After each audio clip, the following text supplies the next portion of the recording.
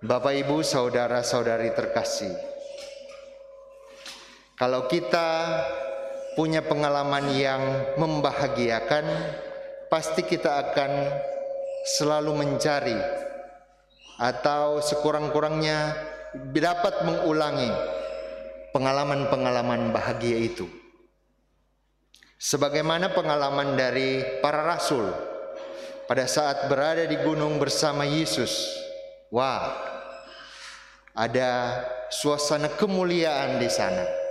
Ada suasana tenang, mungkin juga haru, tapi wow, luar biasa. Dan itu yang dialami oleh Petrus, Yakobus, dan Yohanes. Kalau kita juga dalam pengalaman keluarga, suami istri, orang tua anak, ada pengalaman-pengalaman bahagia. Mungkin pada saat liburan ada suasana keakraban, tidak biasa seperti yang harian-harian.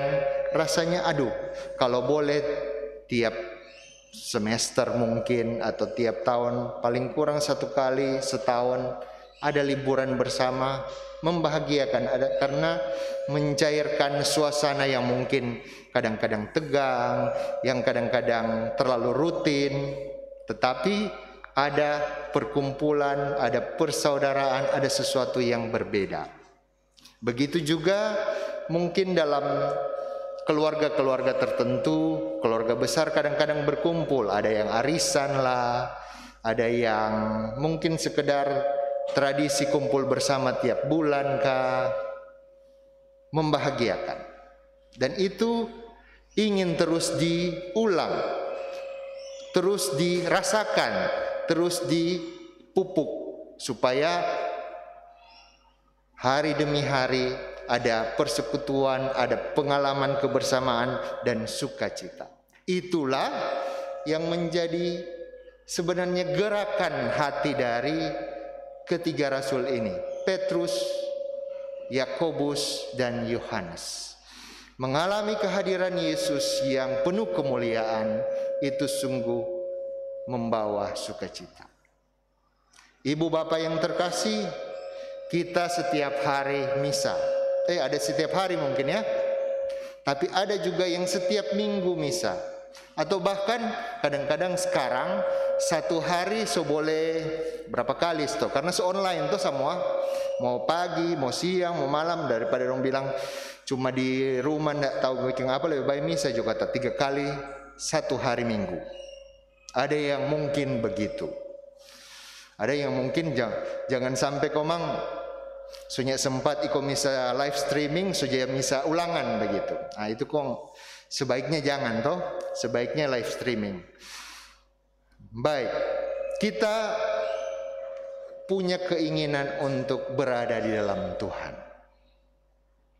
Orang bilang masa-masa COVID ini seperti masa-masa juga pembaharuan, bahwa walaupun ada doi, walaupun ada baik-baik, tapi kalau tidak di dalam Tuhan mengerikan juga. Di dalam Tuhan kita menemukan kepastian, di dalam Tuhan kita menemukan juga ketenangan. Pengalaman Petrus, Yohanes, dan Yakobus kiranya juga menjadi pengalaman kita untuk berelasi dengan Tuhan. Memang dalam bacaan ini kita tahu bahwa pada saat mereka bilang tinggal di sini Jo, kita bikin kemah di sini, supaya mereka, Yesus, Musa, dan Elia dapat tinggal dan mereka akan mengalami pengalaman bahagia itu selamanya. Ternyata tidak. Ternyata mereka tidak tinggal di gunung, tapi mereka harus turun gunung. Mereka harus juga mengalami, tetapi juga mewartakan pengalaman rohani itu kepada orang-orang di sekitar mereka, kepada keluarga mereka, kepada sahabat kenalan mereka. Karena janji Tuhan ada kemuliaan di balik semua hal-hal duniawi yang mereka alami. Ada Tuhan Yesus yang menghantar mereka kepada pemenuhan janji Tuhan. Kalau kita lihat dengarkan bacaan-bacaan pertama, bacaan kedua, dan bacaan terakhir Injil. Di situ mengungkapkan sebenarnya ada janji Allah kepada orang Israel. Dalam bacaan pertama ada janji bahwa kepada Abraham keturunannya akan sebanyak bintang di langit. Tidak bisa dihitung. Kalau saya membayangkan kalau saya jadi Abraham, terus Tuhan Allah bilang begitu, saya juga bingung. Saya juga tidak tahu keturunan saya akan seperti saya tidak ada keturunan ya, tapi maksudnya keturunan mereka yang menikah akan seperti apa. Sebenarnya Abraham sendiri juga tidak tahu, karena dia berhadapan dengan istrinya yang mandul saat itu, Sarah, yang tidak mempunyai anak. Akhirnya dalam perikop berikut Kejadian 16 di situ menceritakan tentang diambilnya Hagar dan kemudian memperanakkan Ismail. Kisah ini mengungkapkan kepada kita bahwa Tuhan yang mempunyai rencana, Tuhan yang menyatakan rancangannya, Tuhan juga akan menyelesaikannya. Kita semua berpegang kepada janji Allah itu. Kepada janji Allah akan janji Allah kepada Abraham, akan janji Allah kepada Musa dan juga Elia, dan juga janji Allah kepada para rasulnya. Di sini dikatakan Paulus. Kita semua berpegang kepada iman akan kesaksian itu. Semoga kesaksian para nabi, kesaksian para rasul yang menghantar kita kepada Yesus Sang Juru Selamat, itu juga yang menggerakkan kita semua, supaya kita tetap berpaut kepada Yesus Sang Juru Selamat itu. Apa yang akan kita lakukan dalam masa-masa Prapaskah ini? Kita melakukan apa? Doa, puasa dan pantang, dan beramal. Tentu doa sebagaimana dalam bacaan-bacaan hari ini selalu menyatakan relasi kita dengan Allah. Kedekatan kita dengan Allah, bukan cuma minta-minta toh, tapi berelasi terus-menerus. Kalau sudah biasa, makin terbiasa, makin dekat, orang bilang makin sayang. Begitu juga tentu sebaliknya. Tuhan yang merasa dekat dengan kita, Tuhan yang senantiasa dapat akses kepada kita, akan mampu, akan lebih berkuasa untuk mencurahkan rahmat-rahmatnya. Saya jadi teringat tadi karena saya salah duduk. Ternyata ada tempat duduk di belakang. Karena sudah walaupun bilanglah anak paroki di sini, tapi selamanya di sini. 12 tahun yang lalu kita misa terakhir di sini. Dan kemudian ini misa lagi di sini karena kebetulan ketemu waktu dengan pastor-pastor di Musda, dan kemudian selamanya di sini, misa juga di sini.